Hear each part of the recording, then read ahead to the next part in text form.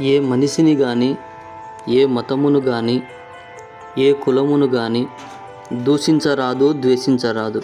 భేదములు కనబడినను కలహింపరాదు. తెలియని సంగతులు దేవుని ప్రార్థించి తెలుసుకొనవలెను. దేవుడు లూసిఫర్ని ఎందుకు నాశనం చేయలేదు? సాతాను పాడు కాగానే అప్పుడే అతనిని దేవుడు నాశనము చేయక ఎందుకు ఊరుకొనినని అనేకులు ప్రశ్నించుచున్నారు. దేవుడు సృజించి కాపాడి పోషించి రక్షించువాడు కానీ నాశనము చేయుటకు ఆయన లక్షణములు అంగీకరింపవు.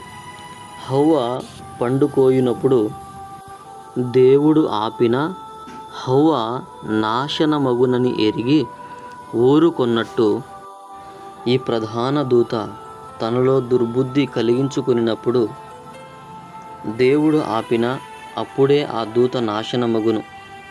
గనుక దేవుడు ఆపక ఊరుకొనెను. అతడు మారడని తెలిసినను అతనికి దేవుడు గడువు ఇచ్చుట ద్వారా దేవుని దీర్ఘశాంతమును లక్షణము మరి ఎక్కువగా తెలియచున్నది. దేవుడు ఎన్ని గడువులు ఇచ్చినను చివరకు రక్షణ స్థితికి రాక నాశనమునకు పోవునప్పుడు దేవుడు ఊరుకొనక మరి ఏమి చేయును? ఈ ప్రశ్నకు సమాధానము చెప్పిన వారు ముంగమూరి దేవదాసు అయ్యగారు.